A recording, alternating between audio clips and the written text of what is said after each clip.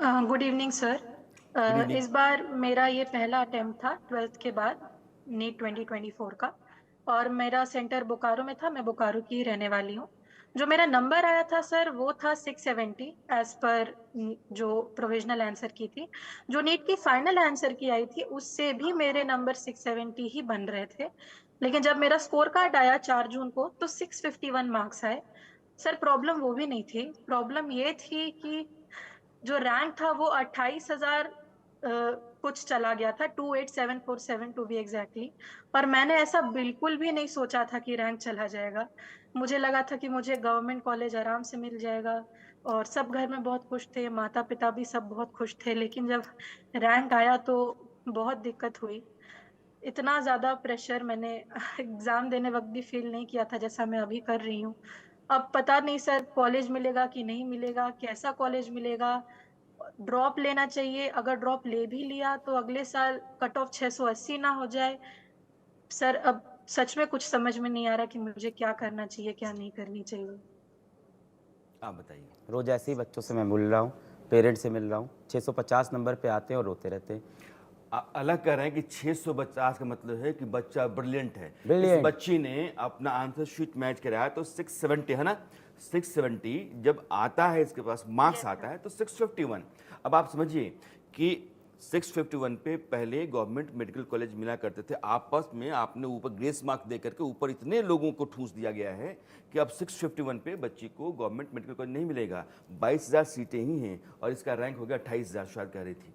तो 28,000 का मतलब ये है कि आप उससे बाहर हो गए। मम्मी पापा को करोड़ 1.5 करोड़ रुपए खर्च करने पड़ेंगे प्राइवेट मेडिकल कॉलेज के लिए। अब इस पर आप अपनी राय रखिए।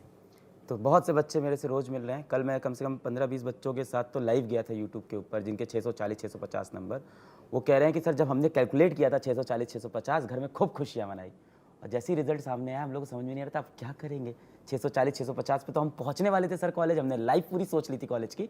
और अब जो ये रैंक आ रही है इसमें मुझे पता है कि हमारे इस स्टेट में, इस यूनियन टेरेटरी में हमें गवर्नमेंट मेडिकल कॉलेज नहीं मिलने वाला है। अब एनटीए ने जो बोला कि हमने 1563 बच्चों को ग्रेस नंबर दिए हैं 4 स्टेट के अंदर, दिल्ली, हरियाणा, पंजाब एंड छत्तीसगढ़ के फ्यू सेंटर्स पे। इसमें दो बड़े सवाल फिर से उठते हैं। पहला, 1563 बच्चों की लिस्ट नहीं है मेरे पास, एनरोलमेंट नंबर नहीं है मेरे पास। दूसरा, 4 स्टेट के फ्यू सेंटर्स, फ्यू का मतलब एक से ज़्यादा। अगर मैं चारों स्टेट के अंदर दो दो सेंटर भी पकड़ लूँ या कम से कम 4 में से एक में 2 सेंटर पकड़ लेता तो 2, 3, 5 सेंटर्स तो हो गए। 4 में से एक एक में मैंने एक पकड़ा, फ्यू वर्ड उन्होंने यूज़ किया तो यहाँ पे 2 सेंटर, तो ये 5 सेंटर। एक सेंटर में कम से कम 400 बच्चा रहता है। तो 2,000 बच्चे हुए। दूसरी बात, अब आप आपने 1,500 को दे रहे हैं। दूसरी बात, 4 स्टेट आपने बोला कि वहां के फ्यू सेंटर्स पे ऐसा हुआ कि हमने ग्रेस नंबर दिया है। कितना दिया है नहीं बताया, कोई बात नहीं, आप सेंटर का नाम भी बता सकते थे, नहीं। ट्रांसपेरेंसी का बहुत बड़ा प्रॉब्लम है। अब 4 स्टेट को फ्यू सेंटर्स पे आपने ग्रेस नंबर दिया, पर 6 बच्चों के 720 आए हैं, वो एक स्टेट के एक सेंटर से ही हैं। क्या बाकी स्टेट्स के बच्चे इस लिस्ट में नहीं होने चाहिए थे? अगर आपने ग्रेस नंबर दिया था और आपने 1563 बच्चों को दिया है 4 अलग अलग स्टेट में, तो ये सारे 720 यहीं से क्यों आए हैं, सिर्फ और सिर्फ हरियाणा वाले से? दूसरी बात, 719, 718 सब यहीं से क्यों आ रहा है, बाकी सेंटर्स इसमें कहाँ हैं? तीसरी बात, कैसे वेरीफाई किया कि टाइम का नुकसान हुआ कि नहीं? वो आंसर भी जस्टिफाइड नहीं कि हमने सीसीटीवी की वीडियो रिकॉर्डिंग देखी और देखा कि बच्चे का समय का नुकसान हुआ कि नहीं। अब इसमें संशय ये उठता है कि क्या असल में 1563 ही बच्चे? क्योंकि 1563 बच्चे होते तो रैंक इतनी दूर नहीं भागती। आप सुन रहे हैं ना, सुनते धांधलियां जो हैं वो 5 लगाए हुए खड़ी हैं। एक नहीं है, 1, 2, 3, 4, 5, 6 और सबके ऊपर पर्दा है। ये जो पर्दा है, पर्देदारी है, यही सबसे बड़ा झोल है कि आप कुछ नहीं बताएंगे, आप सब कुछ दबा के रखेंगे और ये चलता नहीं है। ये मुल्क लोकतंत्र से चलता है, यहाँ अदालतें हैं, लोगों का हक है, आवाज़ बुलंद की जाती है। कन्हैया कुमार पटना में हैं और ये एक्टिविस्ट हैं। इस दिलीप कुमार एक्टिविस्ट हैं और इस मामले को लगातार उठा रहे हैं। दिलीप, आप इस केस को आप कैसे देख रहे हैं और आपने अब तक क्या किया है, इसमें क्या झोल आपको दिख रहा है? सर सबसे पहले तो आपको और अलग पांडे सर को नमस्कार। और ये पहली बार नहीं है, शायद बहुत लोगों को लग रहा होगा कि पहली बार इस तरह की घटना हुई है। मैं 2001 से बात करूंगा, जब अलग अलग स्टेट का अलग अलग मेडिकल इंट्रेंस होता था, सीबीएसई मेडिकल होता था केंद्रीय स्तर पे, तब से ये सिलसिला चल रहा है पेपर लीक का। आपको याद होगा 2003 या 4 में या 5 में जो भी हो, बिहार से ही एक रंजीत डॉन पकड़े गए थे जो मेडिकल का क्वेश्चन आउट करवाए हुए थे। और बिहार से पहले खूब होता था, एक सेंटर का, दो सेंटर का सबका रिजल्ट हो जाता था। और वही घटना फिर से दोहराई गई है। और अभी जो रिजल्ट में धांधली की बात पूरे देश में चल रही है, सभी मीडिया बंद उठा रहे हैं, तो मैं थोड़ा पीछे ले जाना चाहूंगा। जब आपका पेपर ही लीक है तो फिर परीक्षा का मतलब क्या है, रिजल्ट का क्या मतलब रहा? 5 मई को जो परीक्षा हुई थी उसका पेपर लीक था, तो फिर परीक्षा का रिजल्ट का मतलब कहां से आ गया? 5 मई को परीक्षा हुई, पटना से 12 या 13 लोग अरेस्ट हुए थे, रांची से अरेस्ट हुए थे, उनके पास क्वेश्चन आंसर मिला, पटना के शास्त्री नगर थाना में एफआईआर दर्ज हुआ, उसमें स्पष्ट लिखा गया है एफआईआर में कि पेपर लीक है, पुख्ता सबूत है।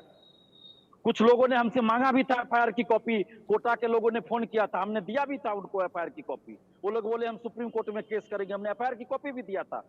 और उस समय नीट की परीक्षा से 1 महीना पहले बिहार के समस्तीपुर के एक विजेंदर गुप्ता शायद नाम था, उसने कई चैनल पे आके बोला था कि नीट यूजी की परीक्षा जो 5 मई को होने वाली है उसका पेपर लीक ये लोग कराएंगे। कौन लोग कराएंगे?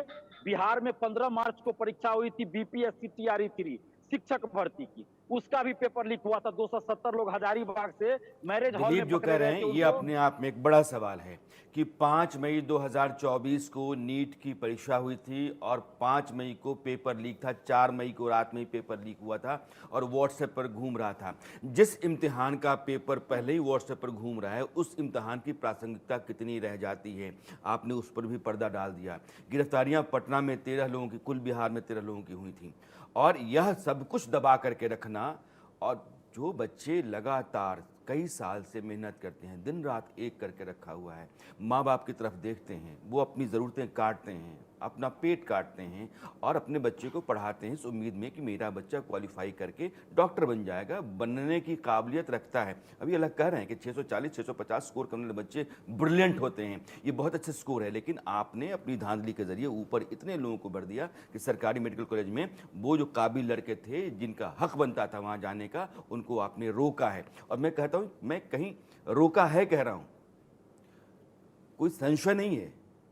इतनी धांधलियां हैं कि इसमें कोई आरोप प्रत्यारोप, हाजी नाजी, इसमें कहीं मैं कोई राइडर नहीं जोड़ रहा हूं। मैं कह रहा हूं कि धांधली है, ये अंधेरगर्दी है, ये भ्रष्टाचार है।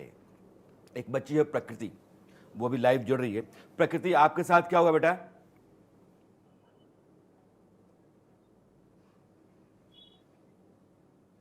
आप अनम्यूट कर लो, अपना ऑडियो अनम्यूट कर लो।